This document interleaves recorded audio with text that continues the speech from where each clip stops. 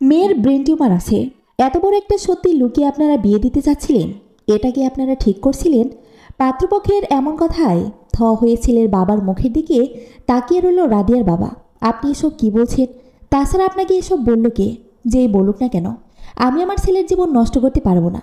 তাছাড়া আপনার থেকে এমন কিছু আমি আশা করিনি। বিষয়টা পুরোটা খোলাসা করে না বলেই ছেলের বাবা প্রস্থান করলেন। চোখে মুখে রাজ্যের চিন্তা নিয়ে মাথায় হাত দিয়ে বসে আছে রাদিয়ার বাবা। তার পাশে পরিবারের সবাই নিজেদের মতো আলোচনা করেই যাচ্ছে। সকলের একটাই প্রশ্ন, কে সেই ব্যক্তি যে এমন মিথ্যা রটনা রটালো, তাদের ফুলের মতো মেয়েটার জীবন এভাবে নষ্ট করে দিল? বাসার সদর দরজায় দাঁড়িয়ে সকলের এমন সব কথোপকথন অবাক হয়ে শুনছি আমি। তারা আলোচনায় এতটাই নিমজ্জিত যে কেউ খেয়াল করেনি অপরিচিত একটা ছেলে তাদের বাসায় এসে তাদের সব কথোপকথন শুনছে। ঠিক অপরিচিত বললে ভুল হবে, তাদের সাথে আমার সম্পর্ক আছে, রক্তের সম্পর্ক, শুধু যোগাযোগ নেই। এখানে যারা আলোচনা করছে কেউ আমার চাচু, কেউ ফুপু, কেউ চাচি, কিন্তু আমি তাদের কাউকেই চিনি না। জন্মের পর এই প্রথম তাদের সাথে আমার দেখা হচ্ছে। এতক্ষণে কেউ একজন আমায় খেয়াল করলো, আমার কাছে এসে বলল, কে তুমি? এখানে দাঁড়িয়ে কি শুনছো? আমাকে কোনো কথা বলার সুযোগ না দিয়ে কলার টেনে ধরে সকলের সামনে নিয়ে গেল। ভাই, এটাই মনে হয় সে মানুষ যে আমাদের মেয়ের ব্যাপারে গুজব রটিয়ে এখন মজা নিতে আসে। আমি অবাক হয়ে লোকটার চোখের দিকে তাকালাম। রাগের কারণে মানুষ যে তার সাধারণ জ্ঞান হারিয়ে ফেলে তার বাস্তব উদাহরণ দেখছি। লোকটার কথায় সবার আলোচনা বন্ধ হয়ে গেল। এখন সবার প্রধান আকর্ষণ আমি। সবার তীক্ষ্ণ দৃষ্টিতে নিজেকে জেল পলাতক খুনির মতো দণ্ডপ্রাপ্ত আসামি মনে হচ্ছে। লোকটা তখন আমার কলার ধরে আছে যাতে করে আমি পালিয়ে যেতে না পারি। একজন বৃদ্ধ মতো লোক এসে আমার কলা থেকে ওনার হাত সরিয়ে জিজ্ঞেস করলো, কে তুমি? এতক্ষণে তাদের আচরণ দেখে রীতিমতো আমার গলা শুকিয়ে কাঠখড়ি হয়ে গেছে। কাপা কাপা গলায় শুধু এতটুকুই বললাম, আমি সুমন। আমায় এক গ্লাস পানি দিবেন? গলা শুকিয়ে গেছে। একজন অল্পবয়স্ক মহিলা পানি ভর্তি একটা গ্লাস আমার দিকে এগিয়ে দিল। কলার ধরে নিয়ে আসা লোকটা চোখে এখনো আগুন ঝরছে। কর্কশ শব্দে জিজ্ঞেস করলো, গলা ভিজেছে? এখন বল, কে তুই? আমাদের বাসায় কেন? আমি সুমন, আমার আম্মু সুলতানা, সেটা তো জানলাম, কিন্তু আমাদের বাসায় আসার কারণ কি? পাশে থেকে একটা মেয়ে বলল, তুমি কি আপুর বন্ধু? বিয়ের দাওয়াতে আসছো? মেয়েটার দিকে তাকালাম। মেয়েটার বয়স খুব বেশি হলে 15 হবে। মেয়েটির পাশে দাঁড়িয়ে থাকা একজন মহিলা ধমক দিয়ে মেয়েটিকে চুপ করিয়ে দিল। সবসময় বড়দের কথার মাঝে কথা বলা। বৃদ্ধ লোকটা আবার আমায় জিজ্ঞেস করলো, এখন তুমি বলো, আমাদের বাসায় কেন এসেছো? জনাব কাশেম সাহেব আছেন, উনি বাইরে গেছেন। কিছু বলার হলে আমাদের বলো, আমরা ওনাকে বলে দেব। আমি ওনার ছেলে, ঢাকা থেকে এসেছি। আমার এই একটা লাইন পুরো মহলকে পরিবর্তন করে দিল। সবাই নীরব হয়ে আমায় দেখছে, কারো মুখে কিছুটি বলছে না। গত সপ্তাহে আমার কাছে একটা ডাক আসে, সেখানে ঠিকানা দেওয়া ছিল আর 20 তারিখের আগে আসতে বলা হয়েছিল। আমি কখনো ওনাকে দেখিনি, তাই এক নজর দেখার জন্যই আসলাম। কিন্তু এখন মনে হচ্ছে আমি ভুল দিন চলে আসি। তেমন কিছু না। চোখ রাঙিয়ে কথা বলা লোকটা এবার শান্ত গলায় বলল, তুমি অনেকটা জার্নি করেছো, ফ্রেশ হয়ে রেস্ট নাও। ছোট মেয়েটাকে বলল আমায় গেস্ট রুমে নিয়ে যেতে। ভাইয়া, এটা তোমার রুম, তুমি এখানে আরাম করো। এই শোনো, কিছু বলবা? তোমার নাম কি? রাফসি। নিচে কি নিয়ে আলোচনা হচ্ছে? তেমন কিছু না। 20 তারিখে আপুর বিয়ে ছিল, কিন্তু কেউ একজন পাত্রপক্ষকে বলেছে আপুর নাকি ব্রেন টিউমার আছে, তাই তারা আর বিয়ে দিবে না। এটা নিয়ে কথা বলছি সবাই। এতটুকু বলে মেয়েটি আমার কানের কাছে এসে বলল, আমি কিন্তু জানি কে বলেছে। অবাক হয়ে জিজ্ঞেস করলাম, তুমি কিভাবে জানো? জানোই যখন, তাহলে সবাইকে বলে দিচ্ছ না কেন? বাইরের কেউ যদি বলতো তবে তো সেই কবে বলে দিতাম, কিন্তু আপু নিজেই পাত্রপক্ষের কাছে এগুলো বলিয়েছে তার বন্ধুদের দিয়ে। মারাত্মক ভয়ঙ্কর মেয়ে তো, নিজের বিয়ে নিজে ভেঙে দিচ্ছে। ছেলেটাকে আপুর একদম পছন্দ হয়নি। সত্যি বলতে আমারও ভালো লাগেনি, তাই বাসায় কাউকে কিছু বলেনি। নয়তো আপুর প্রতি আমার অনেক প্রতিশোধ নেওয়া বাকি আছে। আমি তো শুধু সুযোগের অপেক্ষা করছি। বনে বনেই শত্রুতা। আচ্ছা, কাশিম সাহেব তোমার কে হন? বড় আব্বু। ওনার ছেলে মেয়ে নেই? আছে তো অবন্তী আপু, ওনারা সবাই শপিংয়ে গেছে, আসলে সবার সাথে পরিচিত হতে পারবে। আমি তাহলে এখন আসি ভাইয়া, তুমি রেস্ট করো। রাপসি চলে গেল। ওয়াশরুম থেকে ফ্রেশ হয়ে নিজেকে বিছানায় বিলিয়ে দিলাম। দীর্ঘ জার্নির পর দুচোখের পাতায় রাজ্যের যত ঘুম এসে জমাট বেঁধেছে। একটা কাঁথা পুরো শরীরে মুড়িয়ে শুয়ে পড়লাম। নিঃশ্বাস ক্রমশ কম হয়ে আসছে। নিজেকে মেলে ধরতে পারছি না, খুব অস্বস্তি লাগছে। মনে হচ্ছে আমায় শক্ত কোনো রশি দিয়ে বেঁধে দেওয়া হয়েছে। চোখ খুললাম, কিন্তু আমি তখনও সম্পূর্ণ কাঁথার নিয়ে। নিজেকে ছাড়ানোর অনেক চেষ্টা করছি, কিন্তু কিছুতেই পারছি না। অনেক কষ্টে নিজেকে ছাড়িয়ে নিয়ে কাঁথার ভেতরে থেকে মুখ বের করে দেখলাম একটা মেয়ে এতক্ষণ আমায় ঝাপটে ধরেছিল। আমায় দেখেই ভূত দেখার মতো চিৎকার দিয়ে উঠে দাঁড়ালো। আপনি আপনি কে? এখানে কি করছেন? আমি এ বাসার গেস্ট, আমাকে এই রুমে থাকার জন্য দেওয়া হয়েছে। কিন্তু আপনি কে? এভাবে আমায় ঝাপটেছিলেন কেন? আমি ভেবেছিলাম এটা বুঝি অবন্তী, মাঝে মাঝে ওকে এই রুমে পাওয়া যায় তো, তাই এসেছিলাম। আপনার একবার শিওর হওয়া উচিত ছিল। বাসায় একটা অনুষ্ঠান আছে 4 দিন পরে, এখন তো বাসাতে গেস্ট আসবেই, তাই জন্য কারো মতো কাউকে মনে হলে আপনি তাকে জাপটে নেবেন, এটা তো ঠিক না। আমি বুঝতে পারিনি। পরের বার থেকে অবশ্যই খেয়াল রাখবেন। হয়েছে হয়েছে, এত জ্ঞান দিতে হবে না। কি একটু শান্ত গলায় কথা বলেছি, জ্ঞান দেওয়া শুরু করেছে। এই যে শুনুন, আপনার ভাগ্য বুঝলেন যে চন্দ্রিমা আপনাকে জড়িয়ে ধরেছিল, নয়তো কত ছেলে পিছনে পড়ে আছে। আপনার মতো ছেলেদের দিকে ফিরেও তাকায় না, আসছে জ্ঞান দিতে। আমি বিছানা ছেড়ে উঠে মেয়েটির কাছে গিয়ে বললাম, আপনার পিছনে যারা ঘোরে তাদের পছন্দ খারাপ এতটুকু বুঝে গেছি। তাছাড়া তাদের ব্যক্তিত্বের কোনো সন্ধান হয়তো পাওয়া যাবে না। আমি তাদের মতো না। ও হ্যাঁ, নিজেকে অবার সুন্দরী ভেবে আকাশ পাতাল কল্পনা করা বাদ দিন কেমন। আপনি অতটা সুন্দরী না, তবে চলে মোটামুটি। কথাগুলো বলে আমি ওয়াশরুমে গেলাম। ছোটবেলা থেকে যে মানুষটি যেমন ব্যবহার ডিজার্ভ করে, তাকে ঠিক তার যোগ্য ব্যবহার দেওয়া এক অভাবনীয় প্রতিভা আছে আমার মাঝে। এখানে তো আর ব্যতিক্রম কিছুই হলো না। এখন সন্ধ্যা। ঘুম থেকে জেগে যাওয়ার পর পেটের মাঝে ইঁদুর লাফালাফি শুরু হয়ে যায়। কিন্তু এখানে তেমন কাউকেই চিনি না, কাকে গিয়ে কি বলবো, এটা ভেবে রুম থেকে বের হওয়া হচ্ছে না। যত সব আকাশ পাতাল ভাবনা বাদ দিয়ে বের হয়ে রাফসিকে খুঁজতে শুরু করলাম। হঠাৎই চোখ পড়ল তখন যে মহিলা পানি দিয়েছিল তার দিকে। কিছুটা এগিয়ে গেলাম। এই যে শুনছেন, উনি কিছু হাতের কাজ করছে। কাজ রেখে আমার দিকে তাকিয়ে বলল, কিছু বলবা? আপনার সাথে আমার সম্পর্কের নামটা ঠিক আমার জানা নেই, যদি কিছু মনে না করেন একটা কথা বলি। আমি তোমার বড় ফুপু। বলো কি বলবে? আমার প্রচণ্ড ক্ষুধা পেয়েছে, যদি খাবার মতো কিছু পাওয়া যেত তবে ভালো হতো।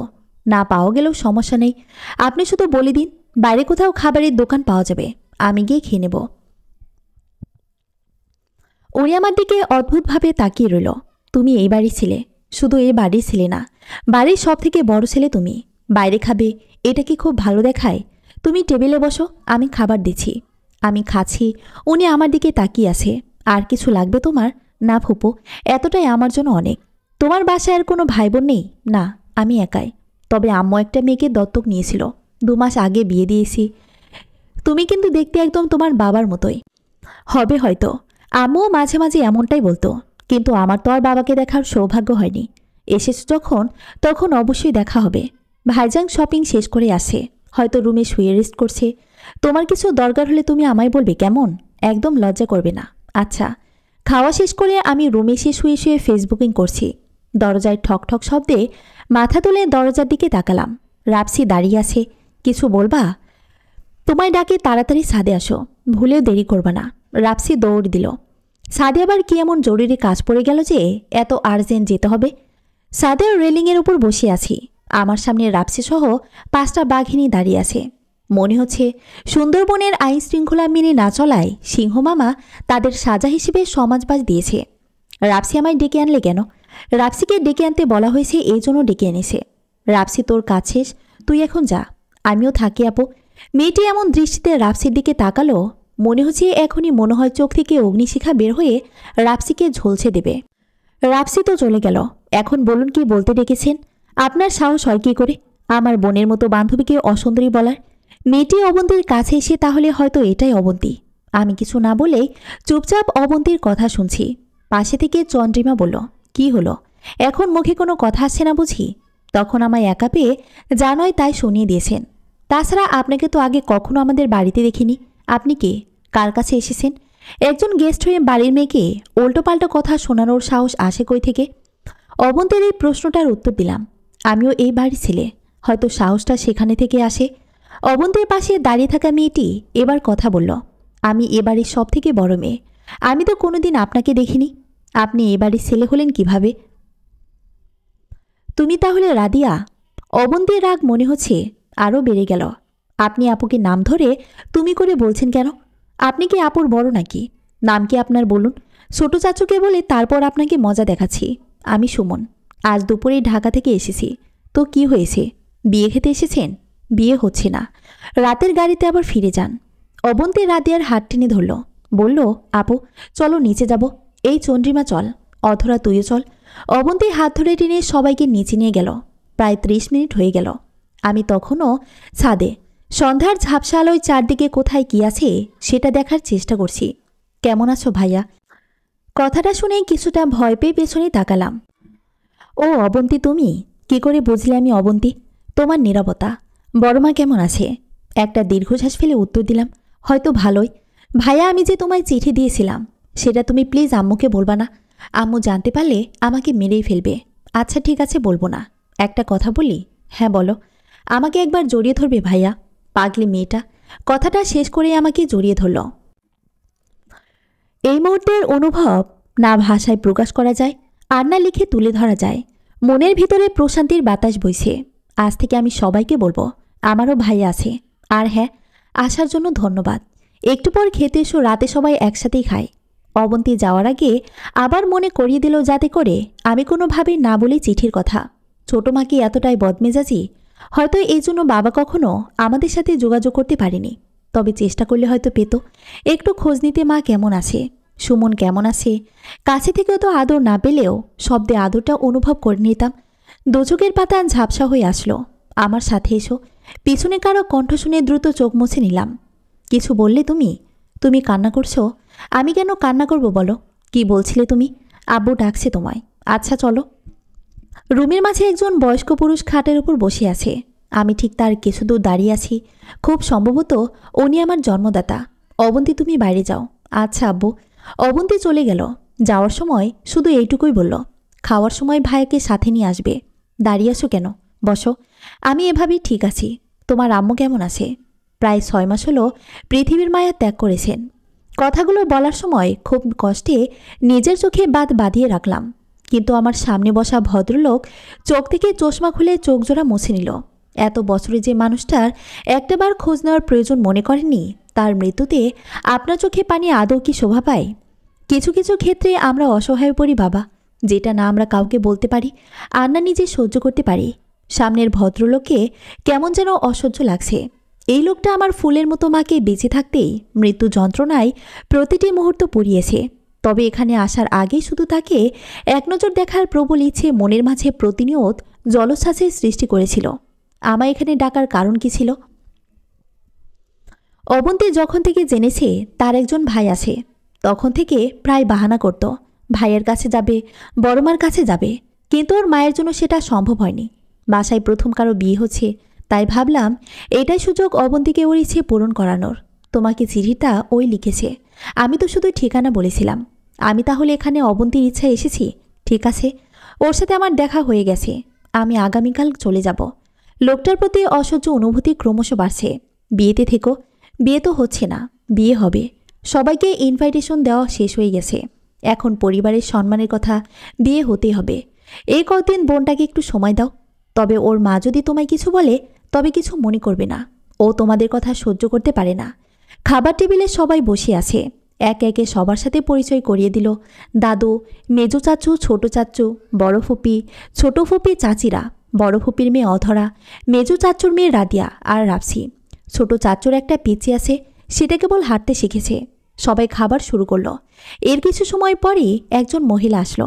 ওনাকে দেখিয়ে বড় ফুপি বলল, সুমন, উনি তোমার ছোট মা। কথাটা শেষ হতে না হতেই কর্কশ শব্দে উনি বলল, আমি কারো ছোট মা নই, আমার একটাই মেয়ে। বাসায় যে কোনো অতিথি আসলেই কি আমি সবার মা হয়ে যাব নাকি? আব্বু আমার দিকে তাকিয়ে ইশারায় বোঝানোর চেষ্টা করলো যাতে ওনার কথায় আমি কিছু মনে না করি। ওনার মাথায় সমস্যা আছে।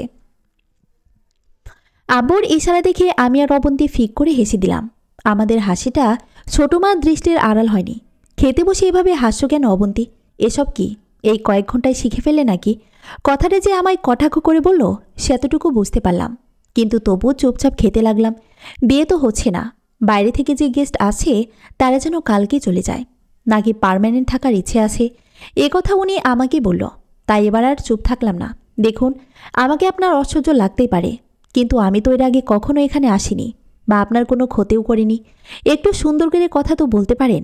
মেনে নিলাম আপনার গর্ভে আমার জন্ম হয়নি, কিন্তু সম্পর্কে তো আপনি আমার মাই লাগেন। সেদিক থেকে একটু সুন্দর করে কথা বলে খুব বেশি অসুবিধা হবে বলে মনে হয় না। তাছাড়া আমি এখানে থাকতে আসিনি, এটা নিয়ে একদম চিন্তা করবেন না। আমি শুধু এতটুকু দেখতে আসি আমার পরিবারটা কেমন, যেখানে থাকাটা হয়তো আমার অধিকারে থাকলেও ভাগ্য সঙ্গ দেয়নি। আমার চোখে পানি টলমল করছে। এখানে আর কিছু সময় থাকলে সবার সামনে হয়তো 2-1 ফোঁটা পানি গড়িয়ে পড়বে। সেখানে থেকে দ্রুত প্রস্থান করলাম। যখন আমাদের আকাশ সমান এক্সপেকটেশন একেবারে মাটির সাথে গড়িয়ে যায়, তখন চোখের বাঁধ যতই মজবুত হোক না কেন ভেঙে যায়। এতদিন পরিবার ছিল না, তাই নিজেকে পাষাণ হৃদয়ের মানুষ বলেই জানতাম। কিন্তু আজ পরিবারকে এত কাছে পেয়ে তাদের বলা প্রতিটি কঠিন শব্দ আমার চোখে টলমল সৃষ্টির কারণ হয়ে যাচ্ছে। গেস্টরুমে নিজের মাথার চুল ধরে টানছি, তখন দরজায় নক পড়ল। অবন্তীর হাতে একটা প্লেট নিয়ে দাঁড়িয়ে আছে। কিছু বলবা? তুমি তো কিছুই খেলে না, তাই বড় ফুপি খাবার পাঠিয়ে দিল। আমি খাবো না, তুমি নিয়ে যাও। অবন্তী আমার পাশে এসে বসে বলল, ভাইয়া আমি তোমায় খাইয়ে দিই, আমার অনেক দিনের শখ, আমি তোমায় খাইয়ে দেব। অবন্তীর এমন করুণ আর্জি না করতে পারলাম না। তুমি আম্মুর কথায় কিছু মনে করবে না ভাইয়া, এখানে কেউ তোমায় ভালো না বাসলেও আমি তোমায় অনেক ভালোবাসি। তুমি শুধু আমার জন্য হলেও কিছুদিন থেকে যেও। আচ্ছা আপু। ভাই বোনের ইমোশনাল সিন শেষ হলে আমাকে একটু সুযোগ দিলে ভালো হয়। দুজনেই দরজার দিকে তাকালাম। বড় ফুপির মেয়ে অধরা দাঁড়িয়ে আছে। অবন্তী জিজ্ঞেস করলো, তুমি এখানে কি করছো? তোমার ভাইয়া কিছু খায়নি, তখন তাই খাবার নিয়ে আসলাম। আমি আমার ভাইয়ার যত্ন নিতে পারি, তোমায় লাগবে না, আমি খাইয়ে দিচ্ছি। অবন্তীর কথা শেষ হওয়ার আগেই মেয়েটা ভয়ে চলে গেল। কিন্তু তখন বুঝতে পারিনি দরজার পেছনে ছোট মা দাঁড়িয়েছিল। অবন্তী নিজের হাতে আমায় খাইয়ে দিচ্ছে। এটা দেখে ছোট মার চোখে যেন আগুন ঝরছে। অবন্তী এখনও খেয়াল করেনি যে দরজায় ছোট মা দাঁড়িয়ে আছে। অবন্তী, তুমি এখানে কি করছো? ছোট মার কর্কশ কণ্ঠ কানে আসতেই অবন্তী ভয়ে চমকে গেল। তার হাতে থাকা খাবার প্লেট পড়ে গেল। কিছু না আম্মু, তখন ভাইয়া খায়নি তো, তাই খাবার নিয়ে এসেছিলাম। কেন? খাবার রুমে এনে এসে খাওয়াতে হবে কেন? সেখানে তাকে খাবার দেওয়া হয়নি। অবন্তী নিথর হয়ে বসে রইল। এখানে বসে আছো কেন? নিজের রুমে যাও। তুমি রুমে যাও, আমি খেয়ে নেব, তোমাকে চিন্তা করতে হবে না। সত্যি তো? হ্যাঁ সত্যি। খাবারের প্লেটটা আমার হাতে দিয়ে অবন্তী বেরিয়ে গেল। ছোট মা তখনও দাঁড়িয়েছিল। আপনি কিছু বলবেন? তুমি অতিথি অতিথির মতো থাকো, আমার মেয়ের মাথাটা খেতে এসো না। আমার কোনো উত্তর দেওয়ার সুযোগ না দিয়ে প্রস্থান করলেন। রাত আনুমানিক 12টা হবে। প্রচণ্ড পিপাসায় গলা শুকিয়ে গেছে, কিন্তু রুমে যে পানি অবন্তী দিয়ে গিয়েছিল সেটা তখনই শেষ। পানির জন্য রুম থেকে বের হলাম। ড্রয়িং রুমে আব্বু, দাদু, মেজো চাচু আর ছোট চাচু বসে কথা বলছে। মনে হয় রাদিয়ার বিয়ে নিয়ে আলোচনা হচ্ছে। হঠাৎই আব্বুর নজর আমার দিকে পড়ল। দূরে দাঁড়িয়েছো কেন? এদিকে আসো। আমি পানি নেওয়ার জন্য এসেছিলাম। ছোট চাচু বলল, আচ্ছা ঠিক আছে, তুমি পানি খেয়ে রুমে গিয়ে ঘুমিয়ে পড়ো। পানি খাওয়া শেষে রুমে চলে আসব। তখন আবার আব্বু পিছনে থেকে ডাকলেন, এদিকে আসো, কিছু বলবেন? তুমি হয়তো এর মাঝে জেনেই গেছো বাসার সবার অবস্থা এখন খুব বেশি ভালো না। সবাই বিয়েটা নিয়ে খুব চিন্তা করছে। কি করা যায় বলে তোমার মনে হয়? এটা তো খুবই সাধারণ একটা বিষয়। কি একজন মেয়ের বিষয়ে তাদের ভুল খবর দিয়েছে, এটা তাদের বোঝানোর চেষ্টা করুন। আমার মনে হয় তারা বুঝতে পারবে। আর যদি বুঝতে না পারে, তবে সেখানে সম্পর্ক করার থেকে না করাই ভালো হবে। কার যে বাসার মানুষ সত্য মিথ্যা যাচাই না করে কাউকে অপবাদ দেয়, তারা আর যাই হোক না কেন উত্তম মানসিকতার মানুষ হতে পারে না। আচ্ছা ঠিক আছে, কাল তুমি আমাদের সাথে যাবে। কোথায়? সেলের বাসায়। আমি কেন? তোমারও তো বোন, তোমারও তো একটা দায়িত্ব আছে। প্রসঙ্গ যখন দায়িত্বের আসলো, তখন আর না করতে পারলাম না। পরদিন সকালবেলা নাস্তার বাটি হাতে দাঁড়িয়ে আছি অধরা। চোখ খুলে সামনে ওকে দেখে ভয়ে ভেতরটা কেঁপে উঠল। তুমি রুমে আসলে কিভাবে? দরজাটা খোলাই ছিল। কখন আসছো রুমে? একটু আগে। ডাকতে পারতে। আপনি ঘুমাচ্ছিলেন তাই ডাকিনি। আপনার জন্য নাস্তা নিয়ে এসেছিলাম, ফ্রেশ হয়ে খেয়ে নেবেন। টেবিলে তো মামির কথায় শান্তি করে খেতে পারবেন না। তবে মামিকে তো এমন না, খুব ভালো একজন মানুষ। কিন্তু আপনার সাথে কেন এমন করছে সেটাই ঠিক বুঝতে পারছি না। সেটা বোঝার মতো বয়স হয়নি তোমার এখনো। অধরা, তুমি এখানে কি করো? কথাটা বলতে বলতে মেজো চাচি রুমে ঢুকে পড়ল। ওনার জন্য নাস্তা নিয়ে আসছিলাম। তুমি বাইরে যাও, আর নাস্তার বাটিও নিয়ে যাও। অধরা মুখটা অমাবস্যা রাতের মতো অন্ধকার করে চলে গেল। কিছু বলবেন? তোমার জন্য তোমার আব্বু চাচু সবাই অপেক্ষা করছে খাবার নিয়ে। আমার জন্য কেন অপেক্ষা করবে ওনারা? তুমি নাকি ছেলের বাসায় যাবে, ওনাদের সাথে, সেই জন্য। আপনি যান, আমি ফ্রেশ হয়ে আসছি।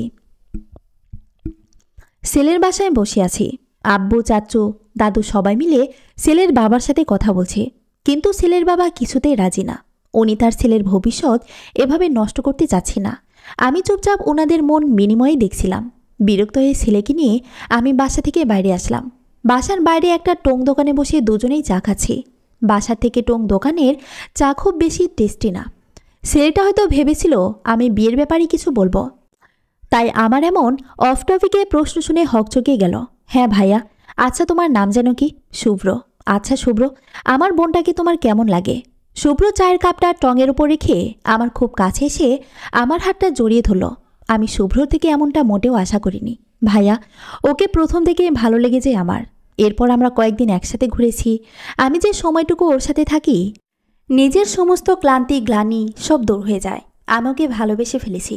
শুভ্রর আচরণ দেখে মনে হচ্ছে আমি পাগলকে পাগলামি শেখাতে এসেছি। যেখানে ও রাদিয়ার জন্য আগে থেকে পাগল, সেখানে আমি ওর কাছে রাদিয়াকে হাইলাইটস করতে এসেছি। তাহলে বিয়ে নিয়ে এত আকাশ পাতাল সমস্যা কেন? আমার তো কোনো সমস্যা নেই, কিন্তু রাদিয়ার বারবার শুধু এতটুকুই বলে ও আমার জীবন নষ্ট করতে চায় না। আমি ওকে কিছুতেই বোঝাতে পারছি না আমি ওর সাথে ওর শেষ পর্যন্ত থেকে যেতেই চাই। শুভ্রকে নিয়ে বাসার ভেতরে আসলাম। ততক্ষণে আব্বু চাচু বিদায় নেওয়ার জন্য রেডি হচ্ছে। আপনাদের এখানে কি সিদ্ধান্ত হলো? আব্বু দীর্ঘশ্বাস ছেড়ে বললেন, ওনারা কিছুতেই এই আত্মীয়তা করবে না। আমি শুভ্রকে নিয়ে ওর বাবার কাছে গেলাম। কিছুক্ষণ ওনার সাথে কথা বলে আব্বু চাচুর সাথে বাসায় চলে আসলাম। বাসায় এসে নিজের রুমে যাওয়ার আগে শুধু এতটুকুই বললাম, আপনারা বিয়ের প্রস্তুতি নিতে পারেন, বিয়েটা কিন্তু হচ্ছে। দাদু আমায় তাচ্ছিলের স্বরে বলল। আমরা এতক্ষণ বোঝানোর পরেও রাজি হলো না। এখানে মিথ্যা স্বপ্ন দেখানোর প্রয়োজন নেই। ছোটমার মতো এই লোকটাও যে আমার চোখের বালি, সেটা ওনার সামনে এলেই মুখের আকৃতিতে অনুমান করা যায়। দাদুর শরীরে একটু আগুন জ্বালানোর জন্য মজা করে বললাম, আপনি বুঝিয়েছেন প্রাচীন নিয়মে, তাই বোঝেনি। আমি আধুনিক নিয়মে অল্প সময়ে বুঝিয়ে দিয়েছি। সময় হয়তো হয়ে এলে রিটায়ার করার, তাড়াতাড়ি রিটায়ার করে নিন। দাদু হয়তো প্রচুর রেগে গেছে, তাই ওনার দিকে তাকালাম না। তাকালে হয়তো হেসে দিব, যেটা পরিবেশের সাথে একদম ম্যাচ করবে না। সেখানে থেকে দ্রুত রুমে চলে আসলাম। মেজো চাচি রুমে এসে আমার মুখে একটা মিষ্টি ভরে দিয়ে বলল, ছেলের বাড়ি থেকে কল করেছিল, ওনারা বিয়েতে রাজি। আমি একটু আগেই তো বললাম, আপনারা সবাই বিয়ের কার্যক্রম শুরু করুন, বিয়ে হবে। তুমি না থাকলে হয়তো বিয়েটাই হতো না। আমার মেয়ের জীবনে একটা ঝড় বয়ে যেত। আমি কিছুই করিনি। আসলে আপনারা সবাই মিলে এত ভালো একটা ছেলে খুঁজে এনেছেন যে চাইলেও কেউ বিয়ে ভাঙতে পারবে না। আচ্ছা, এসব নিয়ে পরে কথা বলবো। তুমি তাড়াতাড়ি বাইরে এসো, দুপুরের খাবার সময় হয়ে গেছে। আমি এখন কিছু খাবো না চাচি, আপনারা খেয়ে নেন। আমি এখন একটু ঘুমাবো। বাইরে কারো চিৎকার করে ধমক দেওয়ার শব্দ রুমে আসে। চাচির দিকে জিজ্ঞাসানোর দৃষ্টিতে তাকিয়ে বললাম, বাইরে কি হয়েছে? এত জোরে জোরে কে কথা বলছে? এটা তো তোমার মেজো চাচুর কণ্ঠস্বর, কিন্তু উনি তো কোনো কারণ ছাড়া এত জোরে কথা বলে না। কথাটা শেষ হতে না হতেই চাচি দৌড়ে বাইরে চলে গেল। চাচির পিছনে পিছনে আমিও দৌড়ে বের হলাম। বের হতেই দেখলাম বাসার সবার সামনে মেজো চাচু রাদিয়ার গালে সজোরে একটা থাপ্পড় বসিয়ে দিলেন। দৌড়ে তাদের সামনে গেলাম। আপনি এত বড় মেয়েকে মারছেন কেন? সেটা আবার এত মানুষের সামনে? রাদিয়া এতক্ষণে দৌড়ে রুমে চলে গেছে। অবন্তী, তুমি রাদিয়ার কাছে যাও। এখানে দাঁড়িয়ে কি দেখছো? তোমরা যাও সবাই ওর কাছে। আমার ধমকে রাপসি, চন্দ্রিমা, অধরা সবাই অবন্তীর সাথে রাদিয়ার রুমে গেল। সকলের মুখের মাঝে ক্রোধের উজ্জ্বল শিখা জ্বলজ্বল করছে। আব্বুকে জিজ্ঞেস করলাম, কী কারণে ওকে মারল? এত বড় মেয়েকে কেউ মারে? আপনারা কেউ ওকে সেভ করলেন না। দাদু পাশে বসা ঠিক করেছে। যে মেয়ে বড়দের কথার অমান্য করে, বড়দের মুখে মুখে তর্ক করে, তাকে তো কেটে নদীতে ভাসিয়ে দেওয়া উচিত। কিন্তু কি এমন করেছে? বড় ফুপি বলল, সবাই মিলে এত কষ্ট করে বিয়েটা আবার জুড়িয়ে দিচ্ছে, কিন্তু ও এসে বলল ও বিয়ে করবে না, ছেলে নাকি ওর পছন্দ হয়নি। এইটুকু কারণ? এতটুকু বলে দাদুর চোখে চোখ পড়ল। অগ্নির দৃষ্টিতে আমার দিকে তাকিয়ে আছে। সরি, এত বড় কারণ? আপনারা এখন ওকে জীবিত রেখেছেন। দা কাছি যা আছে সব নিয়ে চলেন, আসুন কেটে নদীতে ভাসিয়ে দিয়ে আসি। গতকাল আমার আফসোস হতো যে আমার এত বড় একটা পরিবার থাকতেও আমি অসহায়ের মতো একা আছি, কিন্তু আজ মনে হচ্ছে যে বাড়িতে নিজের পছন্দ অপছন্দের কথা সবার সামনে দাঁড়িয়ে বলা যায় না, সে বাড়িতে না থাকায় আমার জন্য আনন্দের ছিল। তো থাকতে কে বলেছে তোমায়? চলে যাও, এটা আমাদের বাড়ি। আর আমাদের বাড়ির মেয়েকে আমরা মারব না কি করব সেটা আমাদের ব্যাপার। এবার একটু চিৎকার করে বললাম, আমি এ বাড়ির ছেলে।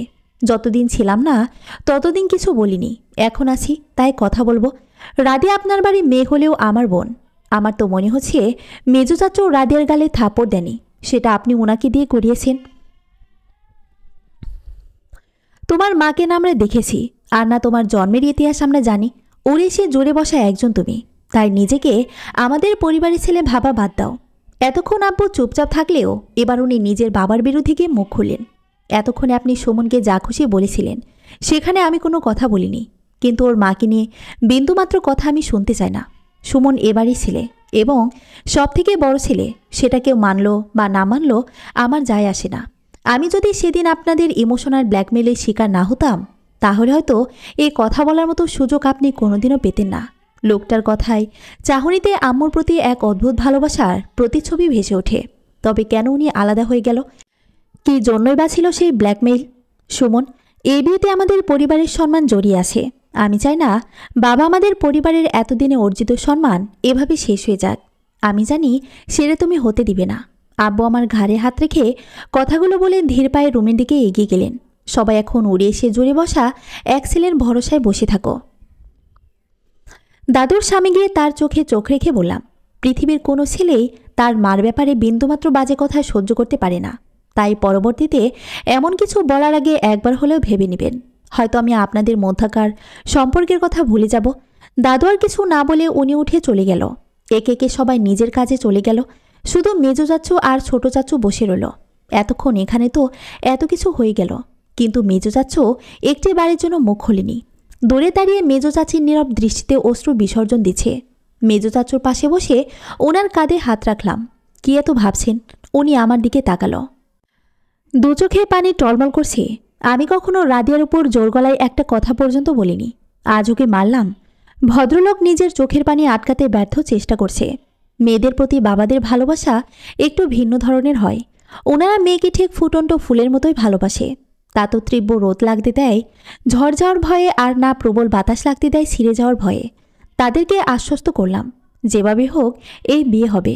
তবে মনে মনে একটা তীব্র প্রতিজ্ঞা করলাম, এখানে থেকে চলে যাওয়ার আগে বৃদ্ধকে ভালো একটা চমক দেখিয়ে যাব। কারণ এতক্ষণ বুঝতে পারছি এ বাড়িতে আমার বেড়ে ওঠার সব থেকে বড় বাধা সে বৃদ্ধ ভদ্রলোক ছিলেন। চাচি থেকে রাদিয়ার রুমটা দেখিয়ে নিলাম।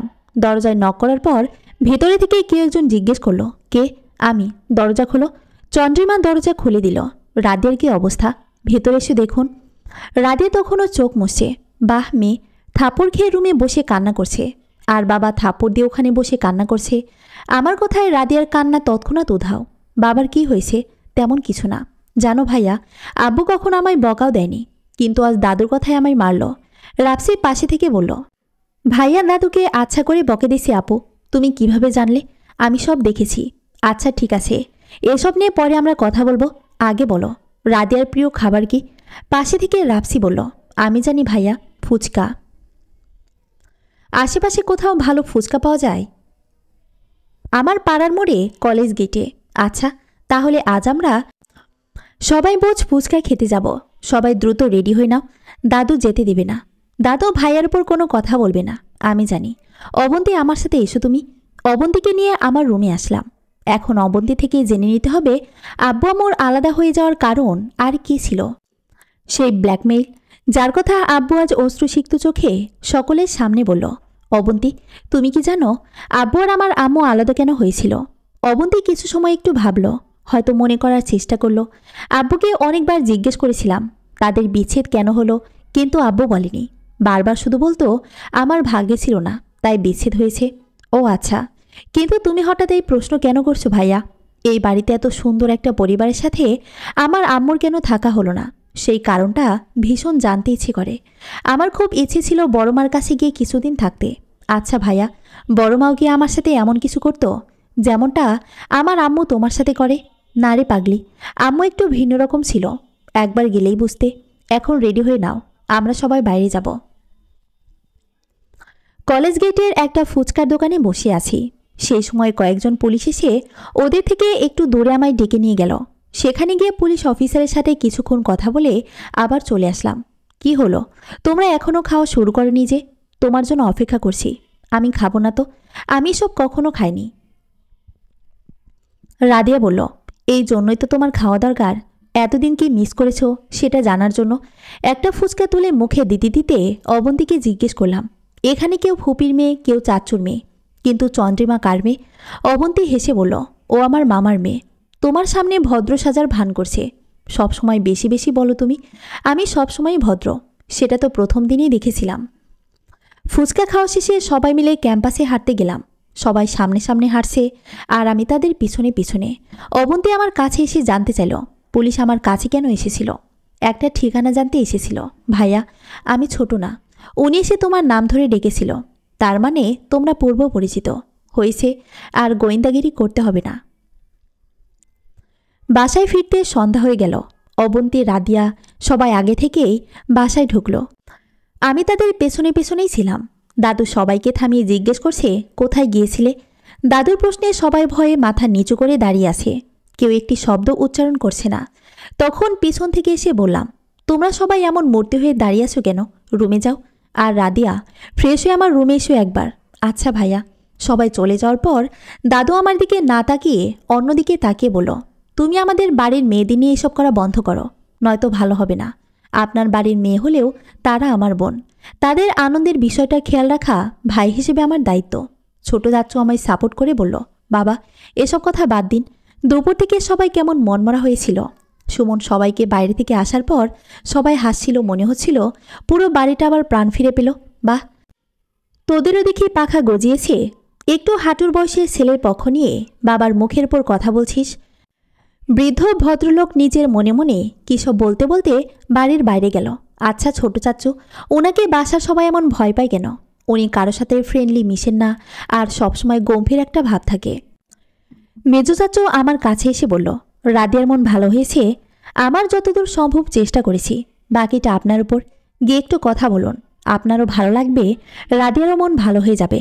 ঠিক খানিকটা সময় পরে দরজায় রাদিয়া দাঁড়িয়ে আছে, কিন্তু কোনো কথা বলছি না। কি হলো, এভাবে দাঁড়িয়ে আছো কেন? তুমি ফোন চাপছো, তাই ভাবছিলাম ভেতরে আসবো কিনা। তুমি আসবে জন্যই তো দরজা খুলে রেখেছিলাম, ভেতরে আসো। রাদিয়া এসে আমার সাথে দাঁড়ালো। কি বলবে ভাইয়া? আমি আর রাদিয়ার দিকে তাকালাম। প্রচণ্ড সিরিয়াস একটা ফেস আমার দিকে তাকিয়ে আছে। রাদিয়ার এমন চাহনি দেখে ফিক করে হেসে দিলাম। তুমি এত ভয় পাচ্ছ কেন? তোমায় বকার জন্য ডাকিনি, এমনি একটু কথা বলবো জন্য ডাকলাম। চেয়ারটা টেনে বসো। আমি শুধু একটা মেল করে নিই। মেল সেন্ড করে রাদিয়ার দিকে তাকালাম।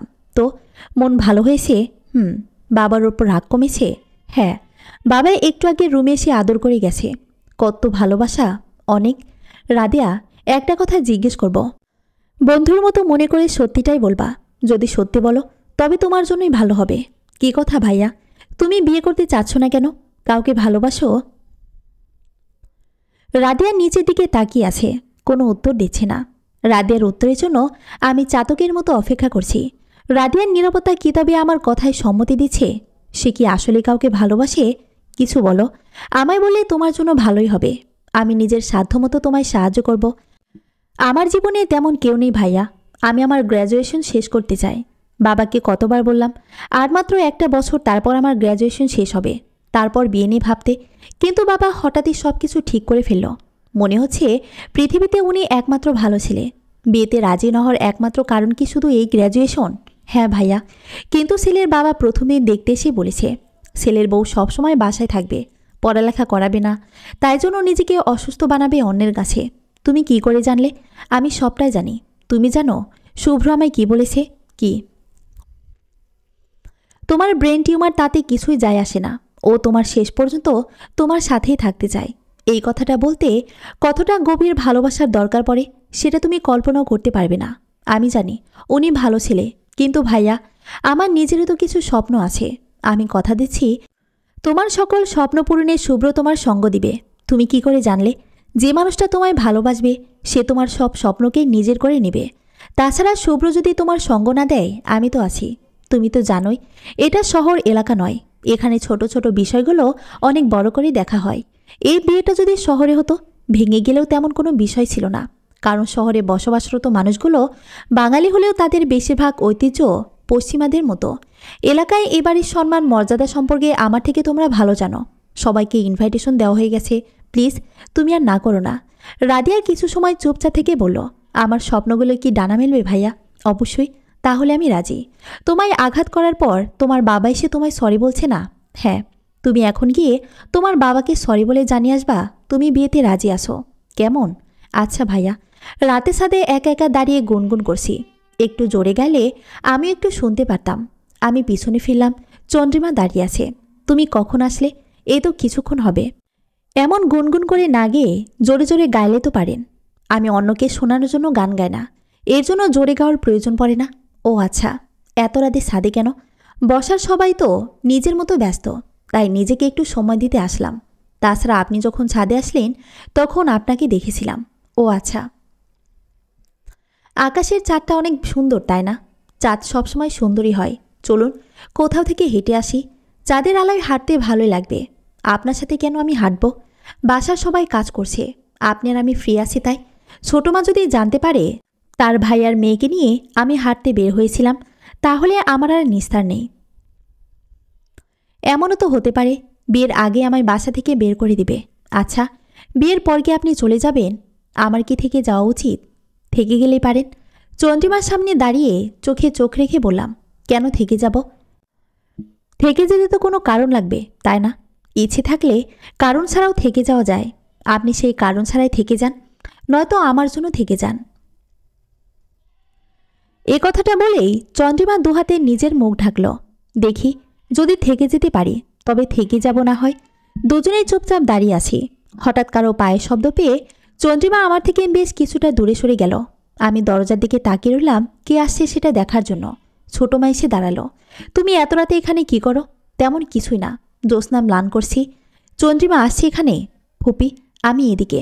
তুমি এখানে কি করো? নিচে চলো। চন্দ্রিমাকে নিয়ে ছোট মা নিচে চলে গেল। আমি আবার আকাশের দিকে তাকালাম। হালকা কুয়াশা পড়েছে এখানে। বেশিক্ষণ দাঁড়িয়ে থাকলে ঠান্ডা লেগে যাবে। যত তাড়াতাড়ি সম্ভব রুমে গিয়ে শুয়ে পড়ো। কাল আবার রাদিয়ার গায়ে হলুদ। কথাটা ছোট মা বলেছিল। আমি স্পষ্ট ছোট মার কণ্ঠ শুনতে পেয়েছি, কিন্তু পেছনে ফিরতে না ফিরতেই ছোট মা চলে গেছে। মাহিন কেউ যদি হঠাৎই মায়ের মতো কারো ভালোবাসা মাখা শাসন পায়, তবে সেটা তার কাছে পৃথিবীর শ্রেষ্ঠ পাওয়ারগুলোর মধ্যে একটা হয়ে যায়। পরদিন সকাল থেকে সবাই খুব ব্যস্ত। সবাই সবার মতো আনন্দ করছে। বাসায় প্রথম কারো বিয়ে হচ্ছে। আমার আব্বু আর ছোট মা কারো সাথে আমার পরিচয় না করিয়ে দিলেও মেজো চাচু আর চাচি সবার সাথে আমার পরিচয় করিয়ে দিচ্ছে। তাদের মুখে আজ বিন্দুমাত্র চিন্তার ছাপ নেই। পৃথিবীর সব খুশি আনন্দ সব কিছু যেন তাদের আঙ্গিনায় ঘর বেঁধেছে। কোণে বসে আছে তার চারপাশে বসার বাসার সব মেয়ে, তাদের ছবি তুলে দিচ্ছে চন্দ্রিমা। আমি দূর থেকে বসে বসে তাদের দেখছি। সেই সময় হঠাৎই মায়ের কথা মনে পড়ে গেল। বেশ কিছুদিন মায়ের সাথে কথা বলা হয় না। কল করে কিছুক্ষণ কথা বললাম। কথা শেষ মোবাইল পকেটে রাখলাম। প্রেমিকা ছিল বুঝি? তোমাদের মতোই ছোট বোন। আমার আম্মু একে অ্যাডপ্ট করেছিল। ও আচ্ছা। রাদিয়াপু আপনাকে ডাকছে কেন? ছবি তুলবে জন্য? আমি ছবি তুলব না। অধরা তবু আমায় জোর করে টেনে নিয়ে গেল। এখন বিকেল। এখানে সেন্ট্রাল জেলে জেলারের সাথে দেখা করে মাত্র বের হয়েছি। তখন দূর থেকে ছোট মাকে দেখতে পেলাম। কিন্তু উনি জেলে কেন আসবে? তাছাড়া আজ বাছাই অনুষ্ঠান, সেগুলো ছেড়ে উনি জেলে আসবেন না। আমি বোধহয় ভুল দেখলাম। কিন্তু আরও কিছুটা সামনে যাওয়ার পর নিশ্চিত হলাম এটা ছোট মা। উনি হয়তো আমায় দেখতে পাননি, কিন্তু আমি ওনাকে ঠিকই দেখেছি। পাশে একজন পুলিশ সদস্যকে জিজ্ঞেস করলাম উনি এখানে কেন আসে। ওখানে যারা আছে সবাই কারো না কারোর সাথে দেখা করতে আসে। ছোট মারকে জেলে। উনি কার সাথে দেখা করতে আসতে পারেন? আমাদের বাসার কেউ। ওনারা সবাই মিলে কি আমার সাথে কিছু লুকাচ্ছে? এমন হাজারো প্রশ্ন মনে ঘর বাঁধছে। ভাইয়া কোথায় ছিলে? সারাটা বিকেল তোমার কোনো পাত্তা নেই। বাসায় ঢুকতেই অবন্তীর প্রশ্ন।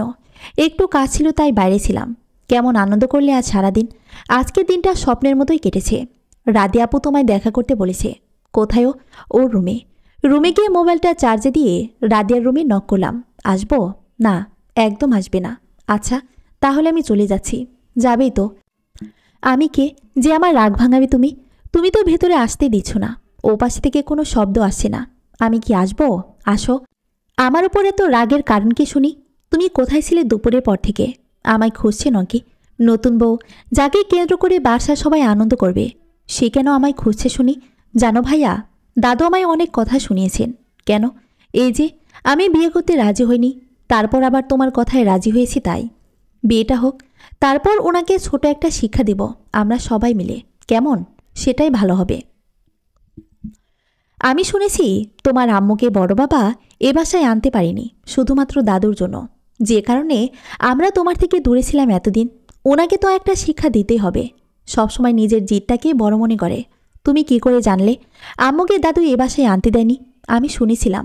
বড় বাবা একদিন বলেছিল। আর কি কি জানো? আর তেমন কিছু জানি না। তবে জানো, শুভ্রর সাথে আমার কথা হয়েছে। অনার্স শেষে মাস্টার্স করার জন্য পারমিশনও পেয়ে গেছি। বলেছিলাম না তোমার স্বপ্ন পূর্ণ হবে। আমি তাহলে এখন আসি। বাইরে থেকে আসলাম তো, ফ্রেশ হওয়া বাকি এখনও। ও, ভালো কথা।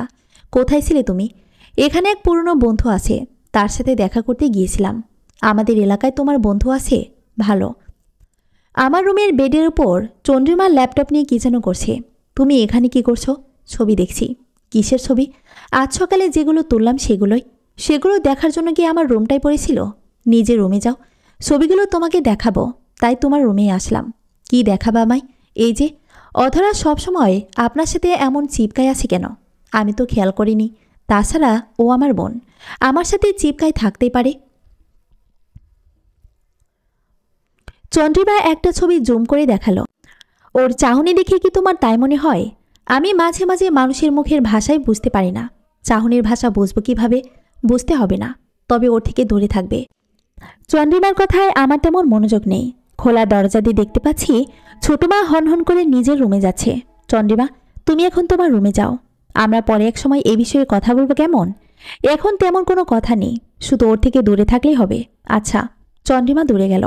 ওয়াশরুমে গিয়ে তাড়াতাড়ি ফ্রেশ হয়ে ছোট মার রুমে আসলাম। আসবো? কে? আমি সুমন। আসবো ভিতরে? কোনো দরকার? একটু কথা বলতাম। এখন কথা বলতে ইচ্ছে করছে না, পরে ডাকবো। আচ্ছা। বাসায় দাদুর সাথে সবারই একটা দূরত্ব বেঁধে গেছে। সেই দূরত্বের কারণ মনে হয় আমি নিজেই। দাদু নিজের মতো করে সবাইকে চালাতে পছন্দ করে, আগের মানুষ যেমন হয় আর কি। বাবা চাচ্চু সবাই মিলে দাদুর বাধ্যগত। কিন্তু আমি আসার পর আমার পক্ষ নিয়ে সবাই কম বেশি দাদুর বিপক্ষে কথা বলেছে। এটা সম্পূর্ণ ওনার নীতির বিরুদ্ধে। রাতের খাওয়া শেষ হওয়ার পর বাসার সবাই নিজেদের মতো বিয়ের প্রস্তুতি নিতে ব্যস্ত। সবার মাঝে থেকে দাদু যখন উঠে নিজের রুমে চলে গেল, তখন ভাবলাম এটাই হয়তো সুযোগ। আমিও দাদুর পিছনে পিছনেই তার রুমে গেলাম। তুমি আমার রুমে আসছো কেন? আপনার সাথে আমার কিছু কথা আছে। তোমার সাথে কথা বলার বিন্দুমাত্র ইচ্ছে আমার নেই। তুমি যাও, আমি ঘুমাবো। দাদু, শুধু এতটুকু জানবো যে আমার আম্মুকে আপনি এই বাড়িতে আসতে দেননি কেন? যার বউ সে নিজে আনতে পারেনি, এখানে আমি কি করব? এর থেকে বেশি কিছু আমি বলতে পারবো না, আর বলতে চাইও না। জানতে চাওয়ার পিপাসা বুকে নিয়ে ফিরে এলাম। সবার সাথে বসে আবার বিয়ের আয়োজনে অংশ নিলাম। পরের দিন সারাটা দিন সকলের হাজারো ব্যস্ততার মধ্যে দিয়ে কেটে গেল। কারোর সাথে সেভাবে কথা হলো না। আব্বু অনেকের সাথে আমার পরিচয় করিয়ে দিল। বরযাত্রী বিদায় হবার পর মেজো চাচি কান্নায় লুটিয়ে পড়ল। তাদের অনেক আদরের মেয়ে, কিন্তু আশেপাশে মেজো চাচ্ছু নেই। ওনাকে খুঁজতে খুঁজতে ছাদে এসে ওনার দেখা পেলাম। আপনি এখানে কি করছেন? আমার কথার শব্দে চোখের পানি মুছে আমার দিকে তাকালো। মেয়েটা আমার অনেক আদরে ছিল জানো। চলে যাচ্ছে মনে হচ্ছে আমার হৃদয়ে কেউ ছুরি দিয়ে নিয়ে যাচ্ছে। বুকের মাঝে শূন্যতা অনুভব করছি। ও তো সারা জীবন আপনাদের কাছে থাকবে না, তাই না? তবে ও এমন এক জায়গায় গেছে যেখানেও আপনাদের মতোই ভালোবাসা পাবে। সব কিছু তো তোমার জন্যই হলো। আমার মেয়ের জীবনে দেবদূত হয়ে আসলে তুমি। আমি বড় ছেলে হিসেবে দায়িত্ব পালন করেছি মাত্র। মেজো চাচ্চু খুবই কোমল হৃদয়ের মানুষ। আমায় জড়িয়ে ধরে বাচ্চার মতো কান্না জুড়ে দিলেন। চাচ্চু, কিছু মনে না করলে একটা কথা জিজ্ঞেস করি? আমায় ছেড়ে দিয়ে চোখের দিকে তাকিয়ে বলল, কি জানতে চাও? আব্বু আর আম্মুর বিয়ের পর কি হয়েছিল? মেজো চাচ্চু আমার দিকে কিছুক্ষণ তাকিয়ে থেকে বলল, সেটা তোমার না জানাই আমার মনে হয় সব থেকে ভালো হবে। আমি জানতে চাই আমার মার সাথে কি ঘটেছে, সেটা আমাকে জানতেই হবে। তোমার মায়ের সাথে যা ঘটেছিল সেটা ছিল এইবারের এক নিকৃষ্ট অতীত, যা শুনলে তোমার হয়তো এবারের মানুষের ওপর থেকে ভালোবাসা সম্মান সব শেষ হয়ে যাবে। আমি কারো আসার শব্দে চুপ হয়ে গেলাম। অধরা এসে মেজো চাচুকে ডেকে নিয়ে গেল। গতকাল যে বাড়িতে হৈহুল্লো ছিল, আজ সেই বাড়ি একদম নিশ্চুপ। সকালে খাবার টেবিলে দাদু বলছিল বিয়ে শেষ হয়ে গেছে, এখন তুমি চলে যেতে পারো। দাদুর কথায় উত্তর দিল মেজো চাচি, সুমন্ত এবারই ছিলে, এখানে থেকে গেলে কি এমন ক্ষতি হয়ে যাবে? তুমি কবে থেকে মুখে মুখে কথা বলতে শিখলে? নাকি এই ছেলে তোমাদের বেয়াদবি শেখাচ্ছে? মেজো চাচিকে সাপোর্ট দিচ্ছে আব্বু। এখানে থাকার অধিকার আছে ওর। ও চাইলে এখানে থেকে যেতেই পারে। আমি আমার বাসায় কোনো বেয়াদবকে রাখবো না। আমায় নিয়ে আপনাকে এত চিন্তা করতে হবে না। আমি আগেই বলেছি আমি এখানে থাকতে আসিনি। আজকের কোনো টিকিট পাইনি। আগামীকাল রাতেই আমি চলে যাব।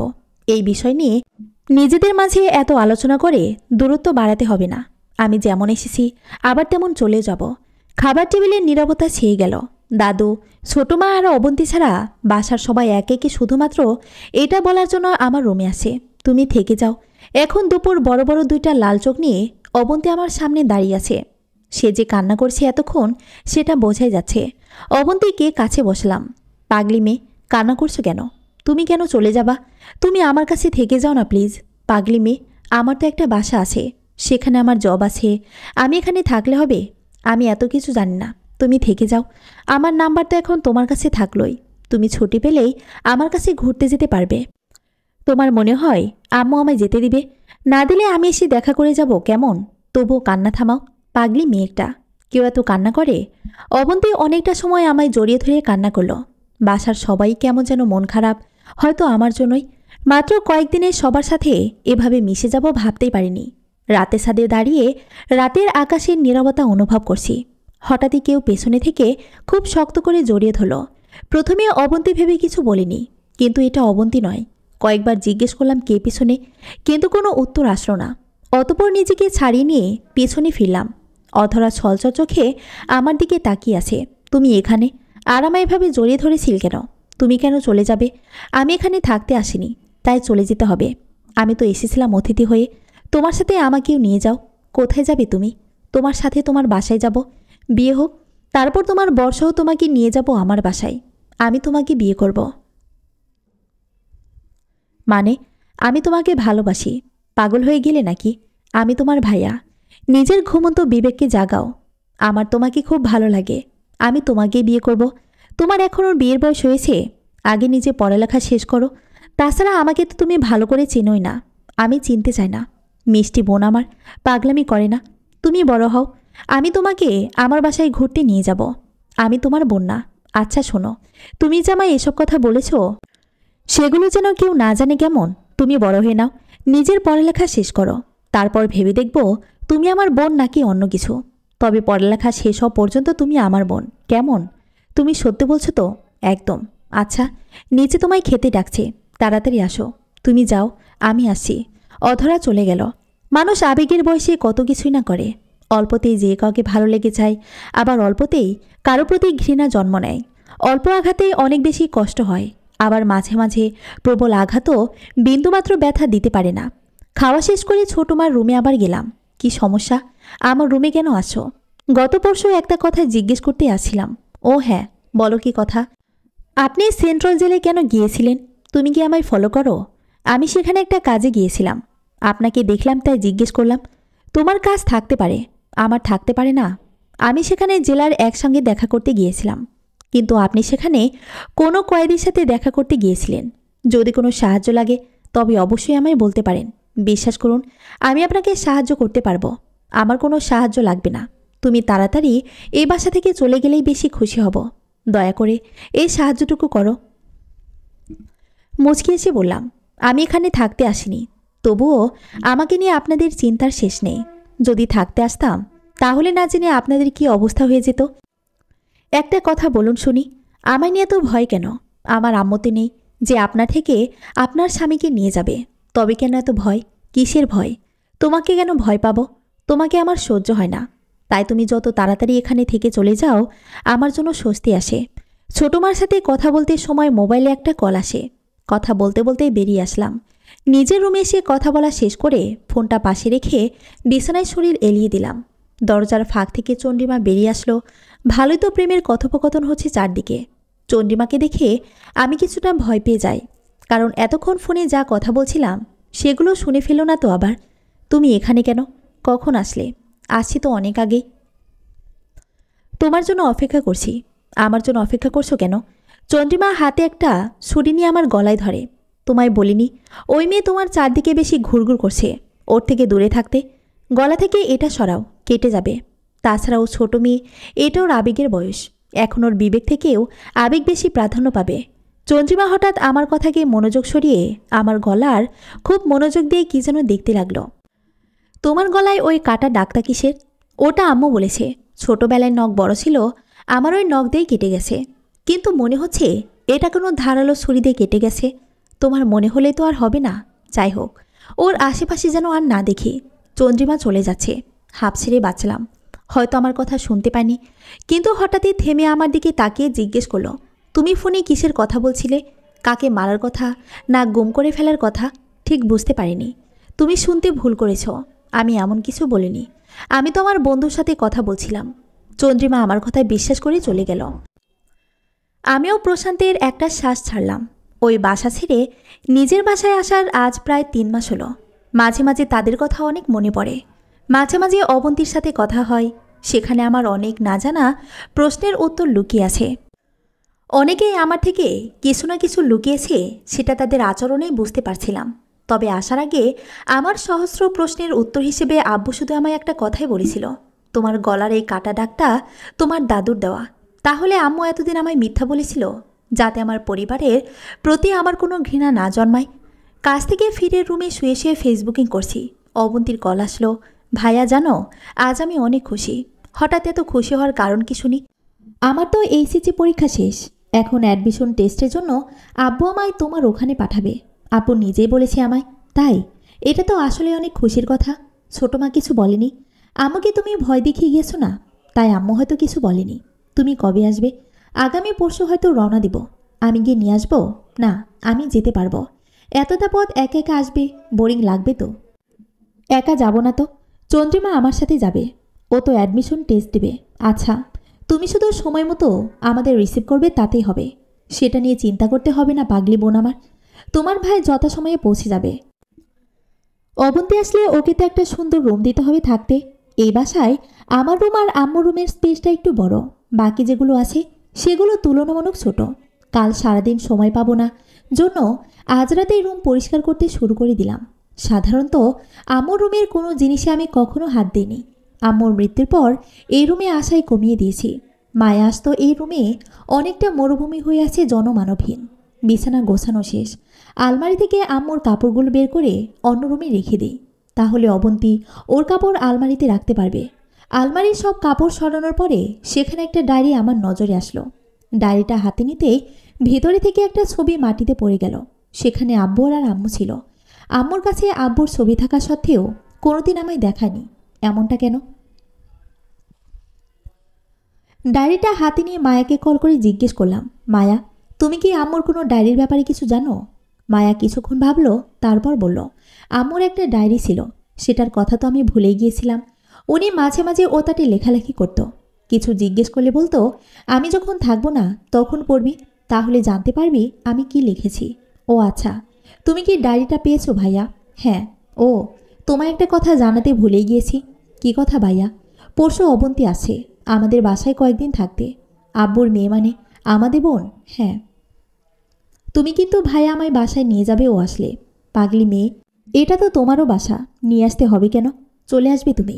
তুমি এসে নিয়ে গেলে তখন বেশ কিছুদিন থাকতে পারবে। আচ্ছা, আমার চাপ কমলে গিয়ে নিয়ে আসবো, কেমন? আচ্ছা ভাইয়া।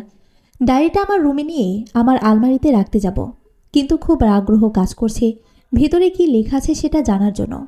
নিজের কৌতূহলকে সংযত করতে না পেরে ডায়েরির শেষ লেখা কী ছিল সেটা দেখার জন্য শেষের দিকে পাতা খুললাম। এই পাতায় লেখার সময় আম্মু কান্না করেছিল। ডায়েরির পাতায় স্পষ্ট পানির দাগ লেগে আছে। লেখাটা প্রায় 1 বছর আগের। সেখানে লেখা আছে, আজ আবার তোমার সাথে আমার দেখা হলো। তোমার সাথে এই দীর্ঘ সময়ে হাতে গোনা কয়েকবার দেখা হয়েছে। তুমি যতটুকু সময় পাশে থাকো সেই সময়টুকু আমার জীবনের শ্রেষ্ঠ সময়ের তালিকায় যোগ হয়। তবে তুমি বললে আমাদের আর কখনো দেখা হবে না, কারণ রিয়া আমাদের দেখা করার ব্যাপারে কিছুটা আন্দাজ করছে। রিয়ার ভাই তোমাকে ফলো করে ইদানিং, তবে এতে আমার কোনো ভয় কাজ করে না। খুব বেশি কিছু হলে আমার এই পৃথিবীতে থাকা হবে না।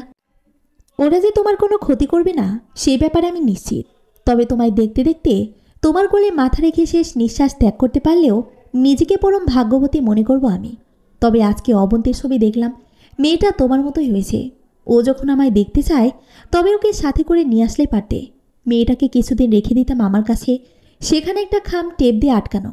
খামের ভেতরে অবন্তীর বিভিন্ন বয়সের প্রায় 5-6টি ছবি ছিল।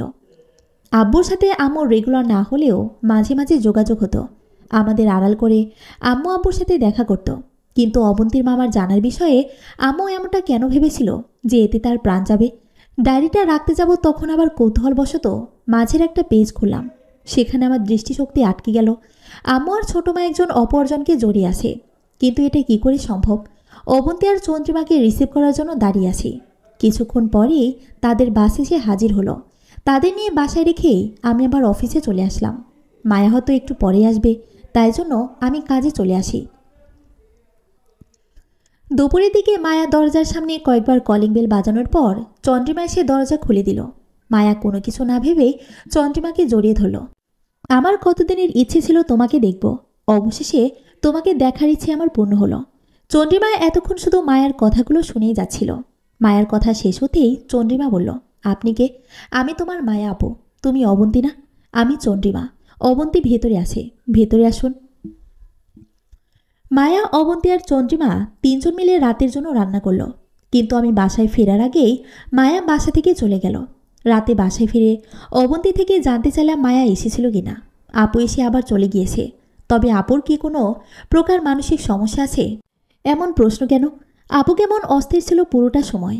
আমি আর চন্দ্রিমা যখন রান্নাঘরে রান্না করছিলাম, তখন উনি বড় মার রুমে এসে কি যেন খুঁজছিল। এটা শুনে আমি মুচকি এসে বললাম, ও আম্মুর রুমে একটু বেশি যাতায়াত করতো তো, ওর কিছু ছিল মনে হয় ওই রুমে, তাই খুঁজেছে হবে হয়তো। রাতের খাবার একসাথে খেয়ে অবন্তী আর চন্দ্রিমা আম্মুর রুমে চলে গেল। আমি আমার রুমে এসে কিছুক্ষণ ফেসবুক ঘাটাঘাটি করলাম। এখন মোটামুটি গভীর রাত, হয়তো অবন্তী আর চন্দ্রিমা ঘুমিয়ে পড়েছে। আমার রুমের বেলকনিতে গিয়ে একটা সিগারেট জ্বালালাম। তুমি সিগারেট খাও? অবন্তী ভেবে তড়িঘড়ি করে সিগারেট লুকিয়ে ফেলাম, কিন্তু সে চন্দ্রিমা ছিল, তাই আবার বের করলাম। এটাতে কি সুখ পাও? ঠিক সুখ না, তবে পৈশাচিক একটা প্রশান্তি মিলে। কিভাবে? এই যে ধোঁয়া উড়ে যাচ্ছে, মনে হচ্ছে আমার মনের মাঝে থাকা সব ডিপ্রেশন, আমার কষ্ট, যন্ত্রণা সব কিছু সেই ধোঁয়ার সাথে উড়ে উড়ে ওই আকাশে চলে যাচ্ছে। এইসব কিছু মনের ভ্রম। তুমি এত রাতে এখানে কেন? একটা হাত এতক্ষণ থেকে পেছনে ছিল, সেই হাতটা সামনে নিয়ে আসলো। এটা কোথায় পেলে? আমার এই টি শার্ট তো হারিয়ে ফেলেছি। হারাইনি, আমি চুরি করেছিলাম। কেন? তোমাকে আমার ভালো লাগে, সেটা তো তোমাকে বলার সাহস হয়নি। তোমার সাথে আমার সবসময় কথা বলতে ইচ্ছে হয়, সেটাও তো বলতে পারিনি। তাই তোমার টি শার্টের সাথে সবসময় কথা বলতাম। এতে করে কী লাভ হয়? ও যে প্রশান্তি পায়, তা ফেরত দিচ্ছ কেন? আমি প্রতিনিয়ত এটার প্রতি প্রচণ্ড আসক্ত হয়ে পড়ছি। তাছাড়া এখন তো তুমি কাছে আসো কিছুদিন, ডিরেক্ট তোমার সাথে কথা বলতে পারবো, তাই এটার দরকার পড়বে না। মাথা থেকে এইসব ভূত তাড়িয়ে দাও। যা করতে আছো সেটা করো। ছোটমার কানে যদি এই কথা যায়, তবে তোমার কি হবে ভাবছো? সেটা তুমি ভাববে। রুমে গিয়ে ঘুমিয়ে পড়ো। চন্দ্রিমা আর কিছু না বলে রুমে যেতে লাগলো। এই শোনো, বলো। সিগারেটের কথা যেন অবন্তী না জানে। আচ্ছা, এমনটা নয় যে চন্দ্রিমাকে আমার মনে ধরেনি। প্রথম দেখার পর থেকে অবসরে চন্দ্রিমাকেই খুঁজতাম, কিন্তু যখন জানতে পারলাম চন্দ্রিমা ছোটমার ভাগ্নি, তখন থেকে নিজের চাওয়াকে দাবিয়ে রাখতে লেগেছি। তাছাড়া চন্দ্রিমার মায়াবী চোখের চাহনিতে যে কেউ ঘায়েল হবে। পরের দিন সকালে অবন্তী আর চন্দ্রিমাকে নিয়ে চারপাশে একটু ঘুরলাম। বাসায় ফেরার পথে বাসার পাশের একটা ভালো অ্যাডমিশন কোচিংয়ে অবন্তী আর চন্দ্রিমাকে ভর্তি করিয়ে দিয়ে আসলাম। বিকেলে হঠাৎ বৃষ্টিতে চন্দ্রিমা, আমি, অবন্তী দীর্ঘ সময় ভিজলাম। আমার ছোটবেলা থেকে অল্প ঠান্ডাতেই অসুখ বেঁধে যায়। এরপর অবশ্যই তার ব্যতিক্রম কিছুই হবে না। রাতে খাবারের সময় হতে না হতেই জ্বর সর্দি এসে জুড়ে বসেছে। অবন্তী জোর করে একটু খাইয়ে দিল। এরপর ওষুধ খেয়ে নিজের রুমে কম্বল মুড়িয়ে দিয়ে শুয়ে পড়লাম। ভাইয়া, কাঁপা কাঁপা হাতে মাথা থেকে কম্বল সরালাম। এই গরম দুধ খেয়ে নাও, হয়তো ভালো লাগবে। আমি এখন কিছুই খাবো না, আমার প্রচণ্ড মাথায় ব্যথা করছে। চন্দ্রিমা অবন্তীকে ওর রুমে পাঠিয়ে দিয়ে কোলে আমার মাথা তুলে নিয়ে চুলগুলো ধীরে ধীরে টানতে লাগলো। মায়ের মতো স্নিগ্ধ কোমর স্পর্শ অনুভব হচ্ছে। প্রতিটি পুরুষের চাওয়া থাকে ঠিক তার মায়ের মতোই কেউ একজন তার জীবন সঙ্গী হোক। আজ চন্দ্রিমার স্পর্শে আমি দীর্ঘদিন পর আম্মুর স্পর্শ অনুভব করতে পারছি। পরদিন সকালে যখন চোখ খুললাম, তখন বুকের উপর ভারী কিছু একটার উপস্থিতি লক্ষ্য করলাম। মনে হচ্ছে বুকের মাঝে এই ভারী বস্তুটা কেউ খোদাই করে বসিয়ে দিয়েছে। যখন মাথা তুলে দেখলাম সেটা চন্দ্রিমা ছিল। মেয়েটা মনে হয় গতকাল রুমেই যায়নি। ধীরে ধীরে চন্দ্রিমার মাথা বুক থেকে নামিয়ে বালিশে দিলাম। এরপর ওকে ভালো করে শুয়ে দিলাম। গতকাল রাতে থেকে আজ মাথাটা বেশ হালকা লাগছে। ধীরে পায়ে হেঁটে বাড়ির সামনে আঙ্গিনায় গেলাম। সেখানে ফালানোর চেয়ারে বসে বসে আকাশের দিকে তাকিয়ে সকালের মিষ্টি রোদের ছোঁয়া উপভোগ করেছি। তুমি এখানে? অবন্তী চা হাতে দাঁড়িয়ে আছে। কিছু বলবা? তোমার জন্য চা নিয়ে এসেছি। ও আচ্ছা, দাও এদিকে। এখন কেমন লাগছে? গতকাল রাতের থেকে ভালো। চন্দ্রিমা কি সারা রাত আমার রুমে ছিল?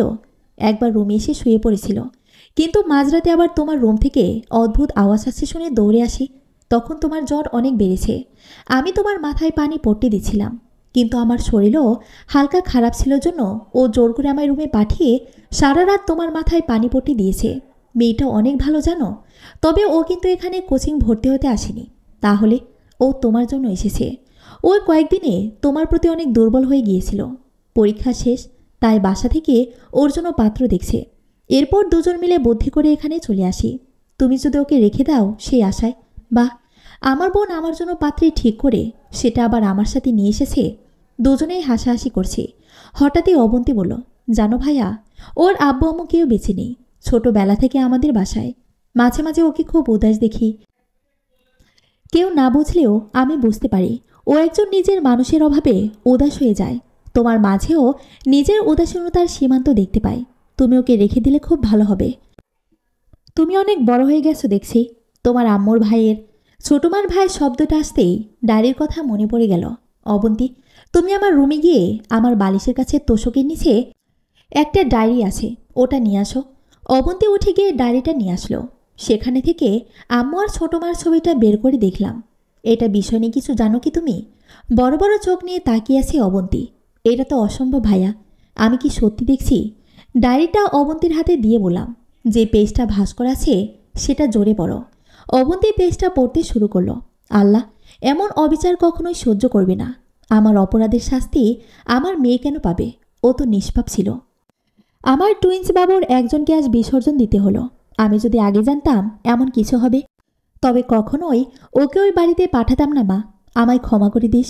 তোর আম্মু তোকে বাঁচাতে পারল না। তোমরা টুইন্স ছিলে।